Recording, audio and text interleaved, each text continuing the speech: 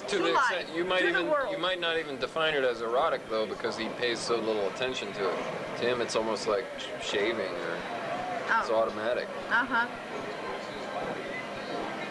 Yeah, it is falling in love with ideas and with people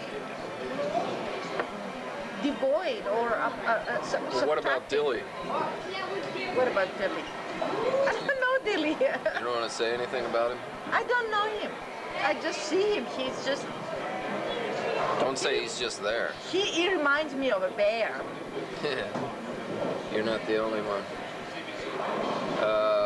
So what was the other kind of fucking besides your the other kind bizarre? of fucking. By the way, I must say that your first definition of fucking, I have no idea what you're talking about. I mean, in the sense that I understand what you're talking about, but I've not yet been able to follow it back to the first kind of fucking. Is it The kind first of kind of fucking is it kind is of mental fucking? It is a kind of perversion. No, whatever fucking it is. Perverseness it is a itself? perversion. It is the image, the puritanical image of perversion. Is in itself a kind of fucking. Do you think it's as satisfying as the other kind of fucking? I have no idea what these hypocrites... Why don't you try it? No. I prefer the other kind of fucking. Really? Okay, that's a good lead into your definition of the other kind of. The other kind of fucking is that thing that one gets led to when one... Allah. I just wanted. I thought a good transition there would have been Allah. Allah? No. Not like the God, but like in French, Allah. Allah. Oh yeah. Okay. Well, it is when you have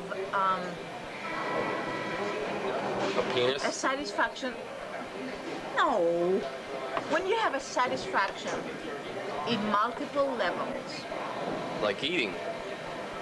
Eating, touching, feeling, smelling, talking, Sabotaging. philosophizing, rebelling, Emailing.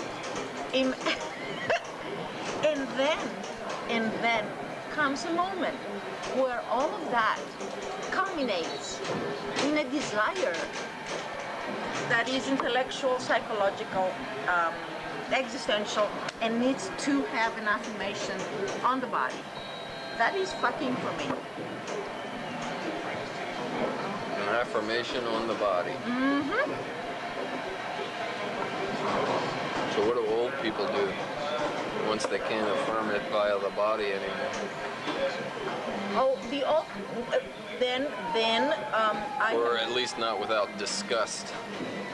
Uncomfortable place. Oh yeah, that's for sure. You know, Very. It's funny. Very. I mean, like sometimes though. I mean, if anybody ever calls me on something, And it or like, is when a moment Joe of bought his car, like drove After. into the cities, and we were gonna get there late, like a half hour or something Unless for we his reach appointment the to moment. look over cars, whatever. You are not And responsible. I was just gonna say we got a late start or what. I was just gonna say what happened, you know, or whatever. There was a detour or something. No, we just left late. I mean, why? Who cares? They're selling the fucking car. They're not gonna say we're not gonna say the car. But Joe's. I guess he thought that would already give them something on us that we showed up late or something. And so he told me ahead of time. He's like, I'll just tell the guy we had a big major detour. I'm like, okay, I don't know why, but go ahead, you know. And I forgot he was doing that, so and I went off and got coffee, and he apparently went into this thing. He probably told a story about almost hit a possum, and I saw, then I get one-on-one with the guy at one point. Joe's on the phone, and he's like, "So I heard you guys ran into a big detour," and I was just like, "Huh?" You know, and he says, "I heard you ran into it." At that point, I acted so confused that I had to kind of go, "Well, yeah," I said something like, "Yeah," and then I kind of went. It was more like something we got late. I kind of just ended up telling the truth because I was like, I thought this is not going to sound convincing with me going, wah, wah, and then going, oh, yeah. You know. So, what is educated bowlers? That was my first question to you. What is educated bowlers to you? Well, what is You're educated? telling me you've never even heard of our show? No. Really? Yep. Wow, I'll have to show you the string of newspaper articles written in the Independent about it. Well, you should. I have no idea. They tried to take us off the air, you know, Why? because we say fuck. You know, fuck is about pleasure, but it is about sublimated That's pleasure, my second question. not unsublimated What is pleasure. fuck about? Sublimated pleasure. There are two ways of fucking, you know. One is the fucking used by secretly or openly by the Christian conservative right. Like spicy? I don't know. You see, I mean, he's too much of a family man. Let's put it this way. A family to me is a great thing once you have kids, but it is also a scary thing, right? Because it has a tendency to conserve, and conservation is scary. So you mean like nature conservation is scary to you? No, not nature conservation. Conservation of tradition. You see, there is a whole lot of stuff especially in anthropology about tradition. And to me, tradition is a bad thing. No, a limb there. Some of it. I mean, most of it, where I come from. Well, you come from a very untraditional country. Untraditional country. Untraditional. In many ways, in other ways, I come from a very traditional country, whereby capitalism still works in very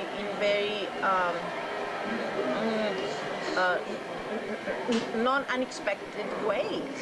Back to the sex. Sex, okay? Christian, you were describing Christian sex and I interrupted you. Christian sex, there's no such thing. Oh, you Christians were saying are that there about are two abstinence. kinds. Two kinds. Fucking. Okay. The one fucking is the thing that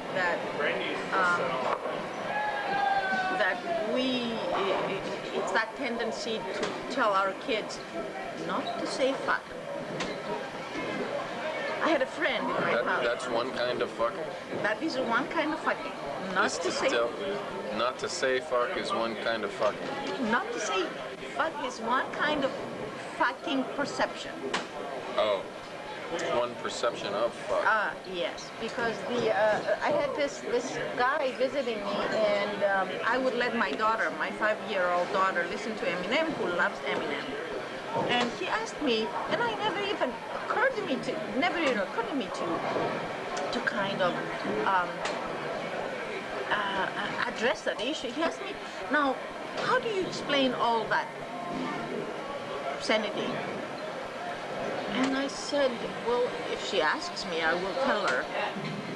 In the meantime, the obscenity is part of her world as it is, in one form or another. Places. LA, fucking Frisco, Vegas, fucking San Diego. We had friends in different places, went down to Tijuana, all this shit. And we started off the trip. It took like 5 days to get the fuck out of the United States anyway.